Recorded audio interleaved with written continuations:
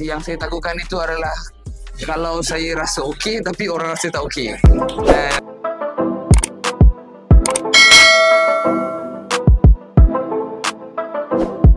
Jom kita lihat yang harus tersingkir malam hari ini adalah menantikan kosong. Saya tak tahu nak katakan apa, tetapi perasaan saya happy tu tak boleh nak ditunjuk dengan apa yang saya rasa. Cuma saya rasa bersyukur saya sahaja dengan rezeki yang Allah bagi. Sebenarnya aku padamu mungkin sama dengan tempat lain yang bisa kau buat begitu. Sekiranya ada kesalahan yang saya lakukan, semestinya ada ruang untuk saya improve lagi diri saya.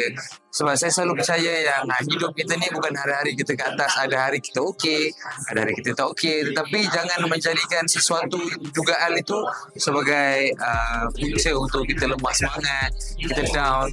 Untuk saya, apa sahaja keputusan, apa sahaja yang telah ditetapkan untuk saya terima dengan hati yang terbuka. Dan sekiranya rezeki itu berpihak kepada saya sangat bersyukur. Dan hari ini masih lagi orang kata rezeki saya tu Allah bagi. Syukur Alhamdulillah. Cara terbesar supaya awak berada dalam jangan terlalu merisaukan sesuatu. Sebab yang terjadi dekat saya 2 kali saya bottom 3 adalah kerana saya terlalu risau. Dan saya terlalu nak memberikan yang terbaik. Bukan dari segi feeling ke apa, tetapi emosi saya tu dia macam unstable. Jadi juga yang berlaku pada malam ni sebabkan jadual yang sangat pack, waktu yang kita dapat untuk kita training tu, dan itu yang merisaukan saya sebenarnya. Tapi Alhamdulillah dengan show tadi, dengan Prime, dengan OT7, saya deliver sebaik mungkin. Apa saja pun yang terjadi, saya menganggap itu sebagai pengajaran untuk saya perbaiki lagi. Yang saya takutkan itu adalah kalau saya rasa okey tapi orang rasa tak okey. Dan macam tadi jugalah sebab last corner tau, semi final, itu yang membuatkan saya rasa macam a bit off lah bila nama saya kat bottom 3 tu. Itu yang melakukan saya untuk minggu final saya diberikan lagu I Don't Wanna Miss a Thing, lagu daripada Aerosmith. Untuk saya itu adalah lagu yang sangat besar. Jadi saya berkesempatan bertemu dengan Abang Ajay.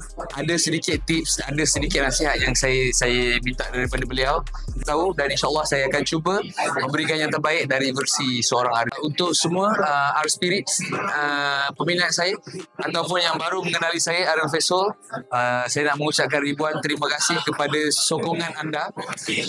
Saya lihat segala posting-posting anda hari demi hari, tak pernah berhenti posting. Ada Ariel Core, ada Araf Core, Rizal Core, dan ada daripada anggota-anggota OT7 punya core dan kita punya core. That means korang happy, dan terima kasih sangat-sangat. Saya bersyukur kerana anda. Kalau tanpa anda takkan ada di stage Alpha ni, dan kalau tanpa kuasa netizen juga, kuasa peminat juga, mungkin OT7 tu takkan tertubuh, dan mungkin tak ada peluang saya untuk melangkah ke final. Ini semua daripada korang semua. Jadi saya nak ucapkan terima kasih sangat-sangat. Dan kita belum habis, perjuangan belum selesai. Masih ada 1 lagi minggu yang terakhir. Saya harapkan supaya anda tak berhenti-berhenti untuk vote. Bukan untuk saya saja, untuk semua kontestan. Kalau betul-betul nak tuju, okey, kepada semua penonton 7 Click, jangan lupa untuk terus subscribe, share, like and share dengan semua orang. Okay, thank you.